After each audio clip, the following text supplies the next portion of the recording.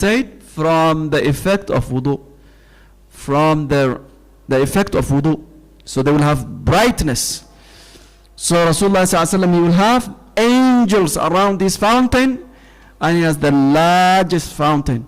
And the cups on this fountain are so many, like the stars.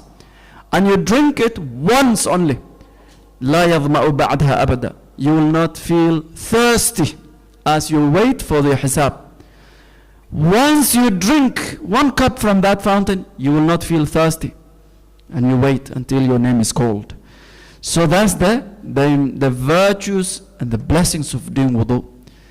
Another blessing, the Prophet ﷺ said that when you do wudu and you wash your face, the sins you have committed with your eyesight will be washed. They will come out with the drips of wudu.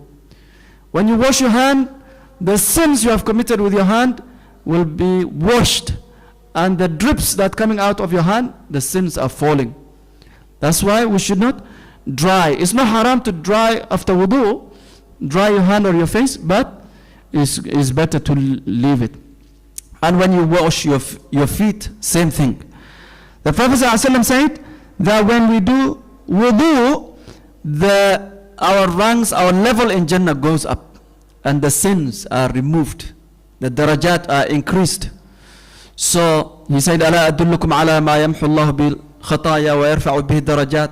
Shall I not show you things that if you do it, your levels in Jannah will go up and your sins will be removed? And one of them, there are many things. He said, you know, when you walk into the masjid, every step you take, 1 step, your level in Jannah will go up. The next step, a sin is removed from your file, from your record. Another thing is wudu. When you do wudu and you do it properly, you will have your sins forgiven and your level going up in Jannah. And also, when you do wudu, the Prophet ﷺ said, if you do it in the right way, you follow the steps, and you read the dua after wudu. A lot of Muslims, as we're going to mention, they don't read this dua. أشهد أن لا إله إلا الله وأن محمد عبده ورسوله اللهم اجعلني من التوابين واجعلني من المتطهرين. If you read this dua, then you will enter Jannah from all the 8 gates, min abwabiha thamaniya, whichever gate you want, whichever door you want. So when you do your wudu, you finish it and you read this dua, you get that admission to Jannah. So we should know when we're doing wudu, we should know what we're doing, why we're doing it. So the first mistake that a lot of Muslims do is they do wudu casually, talking to each other. You know, they are not connected with the wudu.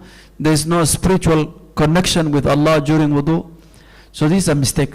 When we do wudu, we should have niyyah. We should intend to do wudu. Allah says, Ya ayyuhalladhina amanu idha qumtum ila salah faghsilu. O you who believe, when you intend to stand up for prayer, then wash your face, your hand. So Allah says, إِذَا قُمْتُمْ إِذَا أَرَدْتُمْ, when you intend. So all the worship, the ibadat that we do, the objective is to connect with Allah. There should be a connection. So when you're doing wudu casually, as a habit, there is no connection. When you're doing salah casually, you know, some people, they're in the line, they are in the saf, but they're joking, they're teasing their friends, they're laughing, and then they say Allahu Akbar. There's no connection. The Sahaba, when they do wudu, their face will change. The color on their face will change. You know, they're so engrossed in the wudu. Sayyidina Ali, his face will turn pale. The color will change. His appearance. When they ask him, he said, I'm going to stand in front of my Lord, in front of my King. And he will have khushu'. So the khushu' starts from the wudu. And it will only happen when we have niyyah, proper niyyah. That you say, Allah commanded me to wash my face and my hand, so I'm doing it. Oh Allah, I'm following your command. You remind yourself. You don't talk to your friends while you're doing wudu. It's a ibadah. It's not haram, but if you talk to your friend, that's called ghafla. Ghafla is someone who's heedless, someone who is negligent. You're doing the actions, but they might not be any reward. So presenting yourself, having the niyyah is very important, just like the salah.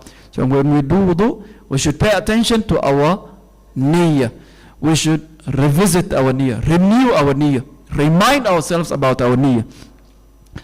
And the other thing that we see most of the Muslims do is التساهل في غسل المرفقين والعقبين. A lot of Muslims, they are very negligent when it comes to washing their elbows and washing their ankles in the feet. So these two places, because of the crookedness, the Prophet ﷺ, he told us to pay attention to it. When you're washing your elbow, make sure you go above the elbows and include your fingertips. So a lot of Muslims, they wash their hand at the beginning and they think this is sufficient. So when we're washing our hands, we will have to wash from the elbow, above the elbows, all the way to the fingertips. At least pass your hand all over it. Same thing with the ankles on your feet. Rasulullah ﷺ, he said, وَيْلٌ لِلْأَعْقَابِ مِنَ النَّارِ. Woe to the a'qab, the heels that is dry. If there's any place, any spot, any area that's dry on your heels, then those heels, they belong to hellfire, because the salah is not accepted. So you should pay attention to this. At-tasahul is not accepted. Another thing that we see is al-israf fi istikhdab al-ma'. That people, they are excessive in using the water.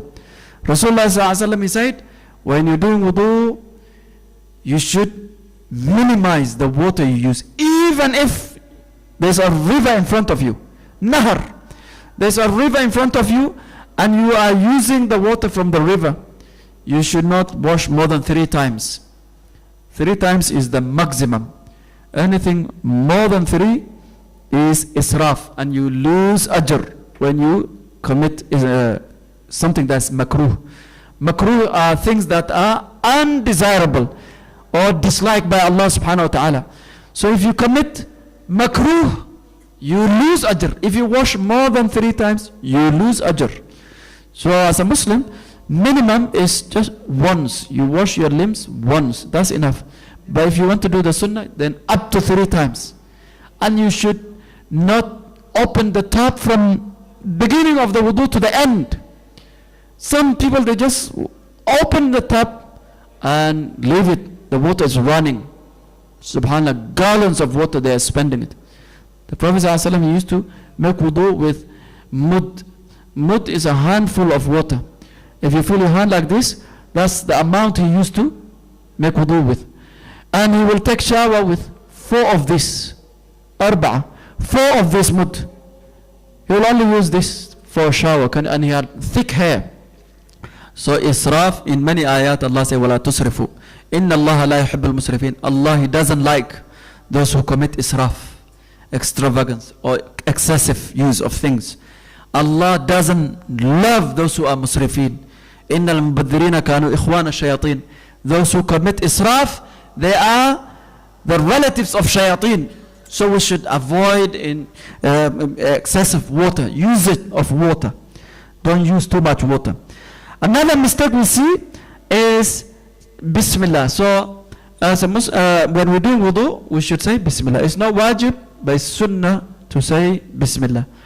If you're doing wudu in the toilet, inside the toilet, you should say it outside when you're outside.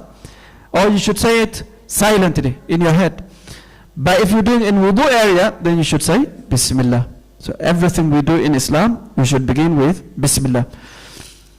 Another mistake that we see is some people, when they're wiping over their head, masah, this is called masah. So there are some mistakes that you see. Some people, they wash, they take water and pour the water on their head. So the Qur'an says imsahu. Imsahu is just to wipe. Wet hand, you wipe it. You don't wash. So you should not have water dripping from your head when you wipe it. So some people, it's like they came out of shower. So there's water coming out of. You don't wash your head. You wipe over your head and your ears. How you do it? You start from the forehead all the way to the end of your hair, around close to your neck, and then you bring it back. So start from the forehead all the way to the back, and then you bring back your hand, and your index finger should be inside your ears, and the thumb should be outside the ear, wiping. So the same wet hand. You don't do it twice, only once. This is the sunnah of Rasulullah sallallahu alaihi wasallam. So you wipe starting from your forehead, going back, and then as you come back, you put your index fingers inside the ears, and the thumb, you wipe over your ears, the exterior of your ears, and you do it only once. Now some people, they will wipe all the way to the neck. The Prophet ﷺ didn't do that. So we should not wipe the neck. Your hair ends above the neck, so that's up to where you should wipe. You should not wipe your neck. So you'll find some people doing this. So we should try to follow the sunnah of Rasulullah sallallahu alaihi wasallam. Obviously, people with thick beard, they should pay attention to the hair on their face. They should rub it. They should put their fingers inside the beard, inside their lihya. So the Prophet ﷺ used to spread his fingers around his face, his beard, and then he will make sure that the wetness, but you should not overdo it. And obviously, when you are washing your feet, you should pay attention to the in between the toes and your hand in between your fingers. You should pay attention to those places so that your hand, the wetness reaches everywhere. If you have long nails, make sure there are not dirty things inside your nails that blocks it. So the wudu should reach the skin. A Muslim should not have long nails or artificial nails or nail varnish, nail polish. All of this should be removed. But if you have them, the artificial nails should be removed. But if you have normal nails that are long, then make sure that there's no dirty things inside. So wrapping your hand is important. So that's the wudu. Reading the dua is very important after you finish your wudu. Now we come to the socks. A lot of people, they wipe over their socks in our time. So the scholars in the olden days, in the time of Rasulullah sallallahu alaihi wasallam, they didn't have the socks that we have nowadays. Cotton socks, nylon socks. So the socks they had is al-khuffayn. It's made of leather socks. The sunnah and the Qur'an is that we should wipe over the socks with conditions, and it should be leather socks. So the four imams, the scholars of Islam, majority of them, almost all of them, they don't allow wiping the regular socks that we have in our time. Because the condition of socks is that it must be thick. The water must not seep through, penetrate through. So if you wipe and the water penetrate or seeps through, then the socks is failing. You must be able to walk in these socks independent of the shoes. So leather socks, you can walk 3 miles and nothing will, the soil will not hurt you. But the socks we have, you cannot walk with it. So it should not be transparent. It should not be, so all these conditions, when you look at them, the socks we have, it does not fulfill these requirements. But there are other scholars like Sheikh Ibn Taymiyyah and Sheikh Ibn Baz and many other scholars who allow any footwear, anything you wear on your foot, they say can be wiped. So this mas'ala is ikhtilaf. Most of the scholars, 99%, they don't allow it. So if someone, if you are in some masajid and you're wiping over your socks in some masajid, they might shout at you, they might, so you should know where they're coming from. And if you're leading the salah, you should be very sensitive to the local people, because they think your salah is invalid. So Shaykh Ibn Uthaymeen and other scholars, contemporary scholars, they say any footwear can be wiped over. But how? So if you take that opinion, then there are conditions as well. That the main condition is it must cover your feet up to the ankles, above the ankles. Number two, when you put on the socks, you must have wudu. So if you wake up in the morning and you put on your socks, you go to school, you go to work, and dhuhr time comes, you cannot wipe it. You must have wudu when you put on your socks. Then you go to work, you break your wudu, you use toilet, dhuhr time comes, then you wipe over the socks. So some youngsters, they put on the socks when they're at home, dhuhr time comes, they wipe. That's not allowed. And this is hadith. The Prophet ﷺ said, فَإِنِّي أَدْخَلْتُهُمَا طَاهِرَتَيْنِ, I put on my socks while I had tahara. Tahara is the wudu. So we should remember that's the main condition that a lot of people, they misunderstand. When you're wiping socks, you wipe over the socks. You use your right hand for the right leg, right foot, and left hand for the left foot. Wipe over, don't wash it. Don't wipe under the socks, just your fingertips. You pass over your socks, the top part. So the bottom of your socks, you don't wipe it. That's one thing that we should know. Now, if you remove your socks, then some scholars, they said your wudu is still valid. If you remove your socks, your wudu is valid, but the allowance, the concession to wipe over will end. So right now I have my socks. If I remove it, you still have the wudu. But if you broke your wudu and you put on your socks, you cannot wipe it again. So we should remember that. So removing your socks, some scholars, they say, will not invalidate your wudu. Now, another thing that people get confused is bandages. If you have plaster, if you have wounds, you injured your hand, your leg, your foot, and you have plaster in your hand or on the wound, so can you wipe it? Now we should know, in Islam, wound management, looking after the wounds, is very important. Allah said, "La tulqu bi'aydikum ila tahluka."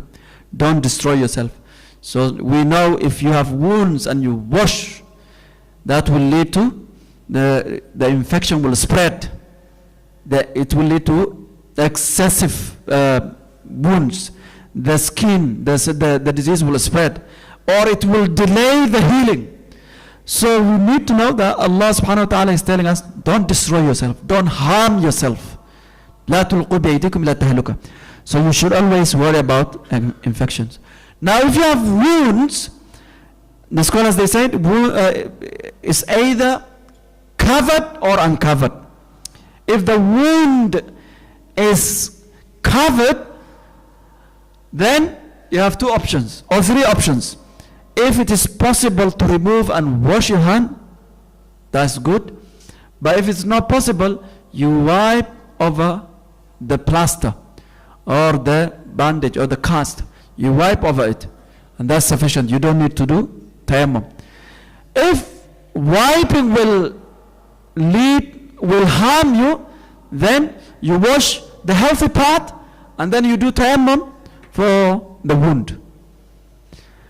If it is uncovered, there's no material, there's no dressing on your wound. If it is, again, same thing. If it is possible to wash, you wash. If it is harmful to wash, you wipe. If you cannot wipe, then you do tayammum after you finish your wudu. So these are the stages. So if it is covered and if they go through the same process. Everyone knows himself. So if the wound can be wiped, wipe, and you don't need tayammum. If wiping will harm you, then you wash the healthy part and you make tayammum for the rest. Same thing with ghusl. If you have ghusl, you wash the healthy part and you do tayammum for the unhealthy part. If it's possible to wipe, you don't do tayammum again. So this is how we al-jabira. This is called al-jabira in Arabic, wiping over al-jabira.